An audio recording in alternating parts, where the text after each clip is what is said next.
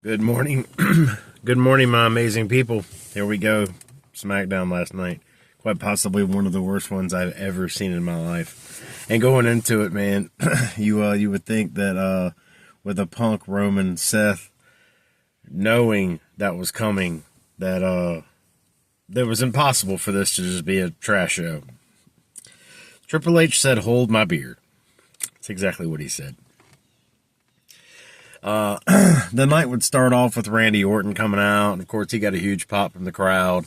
Again, the fact that they're over there overseas and these crowds is really in so many ways making the shows better than what they really even are. If these shows were taking place over here in the United States, it'd be worse. I'm sorry. The crowd, and sometimes the crowd does get annoying over there, going to be honest with you. Especially if you can't understand what they're saying. But I enjoy their energy. I enjoy what they bring. They are definitely a bright spot in these horrendous shows.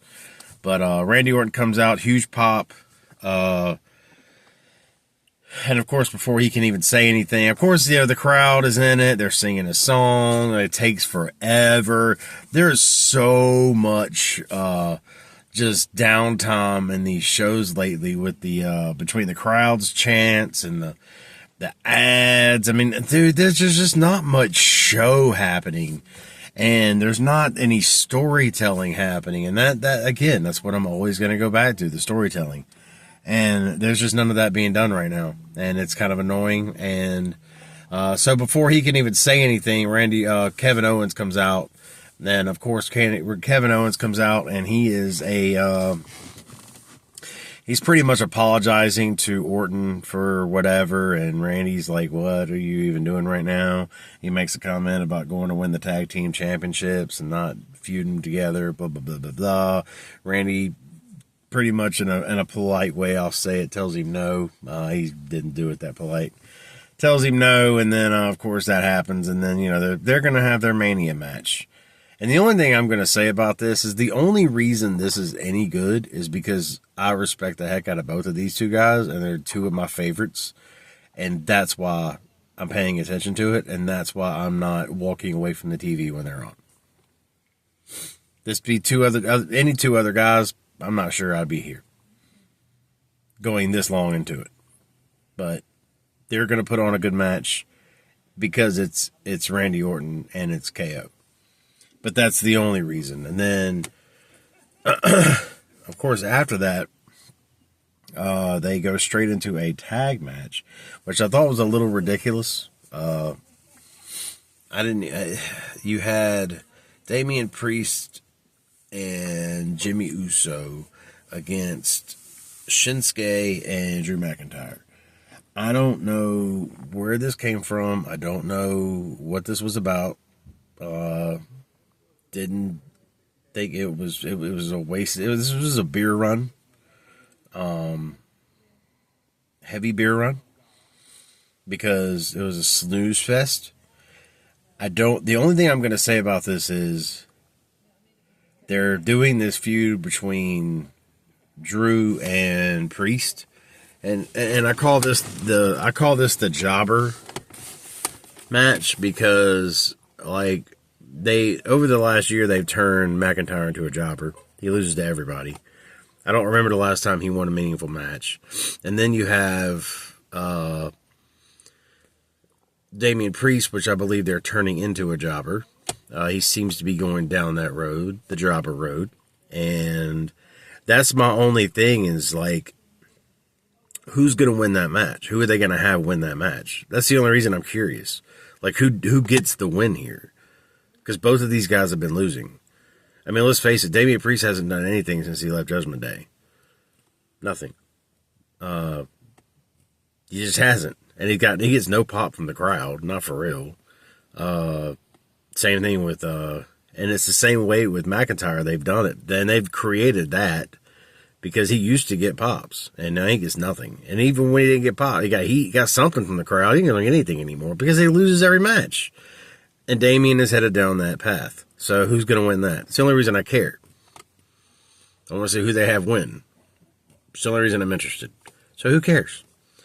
I don't even remember who did. I think Priest and Jimmy won. I'm pretty sure. Anyway, then you have the Charlotte Flair Tiffany segment. I'm not even going to get into this. I'm not even going to go here. Charlotte Shredder, and I knew that was coming. Tiffany just does not possess the microphone skills that even come close to Charlotte Flair. Now, in the ring, Tiffany's got her, but only because Flair is old and she's got a bad knee. So Tiffany should have her there. But in terms of mics and promos, Charlotte's going to kill her every time. And she did it again last night. She made Tiffany look stupid. And Tiffany just does her Tiffany crap. And, of course, the crowd, because it's Charlotte and everybody hates her. And that's exactly my point to what I said yesterday about the future of the WWE. Tiffany is a future piece of the WWE. Flair's on her way out. Charlotte's leaving. Charlotte's old. Tiffany's the future of this company. And I don't blame Tiffany for failing last night. I blame Triple H. I blame the development crew. Like, you're not developing Tiffany. You're not building her up. You're not helping her. They don't help this young talent. They don't help them. Once they leave Shawn Michaels, it's over. Like, they're on their own. Nobody's helping them with anything at that point. They've got to do everything on their own. And they don't have anything to work with because there's no story being told for them. They don't have anything. It's like they got to come up with all this on their own. Man, they're not the storytellers. You're supposed to have people writing that. So I'm going to keep continuing saying that. Like, the storytelling is what's missing right now. The talent is there, but nobody's telling the stories. So that's where I'm going to leave off with the Tiffany Charlotte segment. Then we go straight into the Jacob Fatu Braun Strowman. This was for a match against LA Knight next week for the U.S. title. Now, of course, this was a little interesting to me. This is probably my second favorite part of the night, or third. I'll put this at number 3 because it's got Jacob involved in it. It's really the only reason. Because at the end of this, you'd have Solo come out, Spike, Strowman, and it gets Jacob disqualified. Now Jacob's upset because he got disqualified. Now he's not fighting for the U.S. title next week. So obviously Jacob's upset with Solo. Not only did you see that after the match, but you saw it after when they were in the back. Jacob was highly upset. So obviously something's coming. And I'm kind of surprised they hadn't done this already with Solo and Jacob. But we know it's coming, and maybe that'll be a Mania match. I'm hoping it is, and we'll see what happens. I'm a little concerned about the U.S. title picture though. Strowman's going against LA Knight next week. We all know LA Knight's going to win that match. But what happens? And is Shinsuke still involved in that? So there's that. So, I mean, there's things happening there. The story kind of sucks, but at least I feel like there's something to build on. But every time I think there's a story about to happen, okay, I'm paying attention. The next 2 weeks go by and it's like, what happened? It's changed or it's gone or it's just faded black. That's it. Nothing there.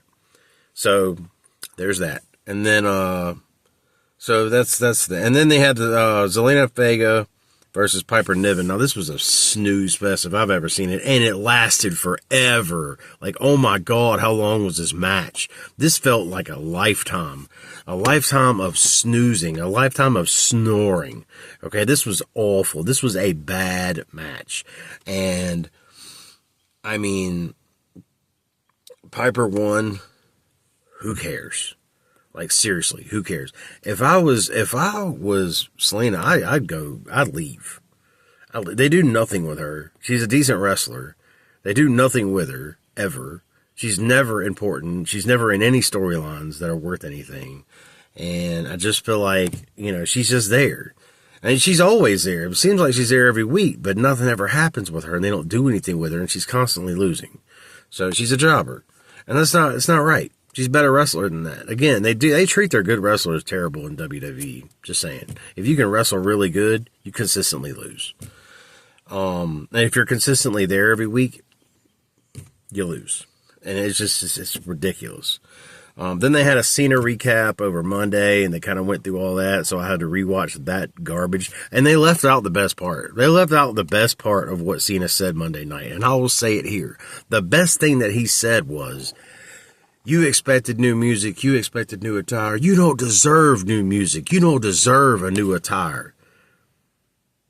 You dress like me, I don't dress like you. I love that. That was my favorite part of what Cena said. I thought that was great. And they left that part out last night. I thought that was wild. I was like, okay, you left the best part of what he said out. But whatever. Anyway, so they went through that crap, and that's what WWE does. They consistently show recaps. It's ads and recaps, ads and recaps, ads and recaps. I mean, dude, the promos and the wrestling are just fading to black, dude. They are just going away, and all we're getting is recaps and ads every week. Every single show. Then you had the Jade Cargill versus Liv Morgan. I wasn't a fan of this match. I mean, honestly, it was good to see Jade out there, because Jade dominated Liv for the majority of this match. I mean, she just pounded her, dude. Jade looks good. She's healthy. She's good. Jade beat the mess out of Liv. No, I think Liv actually would get the win, but Naomi came out, kind of interfered, which I thought there was a huge botch there at the end too. And I mean, they made up for it, but you could tell right there at the end, like, they totally messed that up. I thought that was hilarious. They had a botch, they messed it up, but they cleaned it, they got it, and I'm still sitting there scratching my head, like, what? And these are two of their better workers, Liv Morgan and Jade Cargill. So, I feel like they are anyway. Two of the better. I'm not saying they're great at all. I do think that Liv Morgan has, definitely, gotten better over the last year, but, I feel like they're good, and that botch was just funny at the end last night. Anyway, that's all I'm gonna say about that. Naomi come out and beats up, Jade, and I know that'll probably be announced next week, I guess, or week after for Mania. So we'll see what they do with that. But again, who cares? Like, for real. Then my favorite part of the night, Street Profits defended their title. Now they come out to the ring, and they're really just out there, celebrating the fact that they're world tag team champions, and of course they get interrupted by Lost Garbage. Sorry, did I call it? Yeah, Lost Garbage. That's what I called him. I meant it. And then I thought it was funny that I think it was Montez Ford. First off, before I say this, let's understand, dude, I love the Street Profits. Like, they are undoubtedly, they're my favorite tag team in the NFL. They're my favorite tag team in the WWE right now. And I absolutely love the Street Profits. Like, for real. Like, they're good on the mic. They're good in the ring. Like, they have all the tools. They should have been champions a long time ago. So now what I said, I think it was Montez Ford. It said something about, I don't understand your English or something. And man, I fell out of my chair. I thought that was freaking hilarious. I don't know if he meant to say that, but I was like, the dude said, I don't understand your English. And I'm like, what is he talking about? That was great. And then, of course, Pretty Deadly would come out with them, behind them, and I kept waiting for DIY or Motor City Machine Bums to come out, but they never did. They had a segment later after this was over, but ended up being a tag match for Street Profits and Lost Garbage, and Profits did their thing, man. Profits did their thing, and I'm so happy that they're champions. I really am. I don't know. I think they'll carry him for a while, man. I don't think they're going to drop him anytime soon. At least I hope they don't. But I'm a big fan of theirs. And then that would bring us to the main event of the night, which I thought would be the saving point of the night, because up to this point, outside of that Street Profits match and maybe the Randy Orton and maybe the Fatu segment, this was not a good SmackDown. So you had Roman come out first, which I thought was funny that Roman would come out first. And, he, of course, addresses the crowd, asking them, they're in Spain last night. And of course, he asked them to acknowledge them, which is great. Good. We never hear that anymore because he's never there. And then Punk come out. No. Seth came out. And Seth's out there talking to Roman, and they're having their thing. See, that's my thing, man, about this whole thing. This should be Roman and Seth at WrestleMania. Punk should have nothing to do with any of this. They have forced Punk in this because what else are you going to do with Punk? Triple H spends so much time worried about everybody getting in Mania. He don't even care about the story. He's just trying to get everybody in on the show at Mania. That's all this is about. It's not even about creating a story. And this is what pisses me off about Mania and Triple H. Like, this isn't creating stories. This is just, hey, let's just fill it in. Hey, let's get him on the show. Hey, let's get him on the show. And they're saying, okay, let's get him on the show. And then they're half-butt writing storylines to get him on the show. And it's not intriguing. And nobody cares. You really only have him on the show to have him on the show. And I'm talking about Punk, which is disrespectful. Because in my opinion, of all three of those dudes, he actually has done enough this year where I feel like he should have been in the title picture shot. He should have had a shot at the title, at one of the two. Punk's done that much. As hurt as he is and as old as he is, at least Punk has been there. Punk has done it. Seth has lost. Seth lost to Punk recently. And Roman has been nowhere to be found. He has literally appeared on TV like 3 times over the last year. Or since the new year.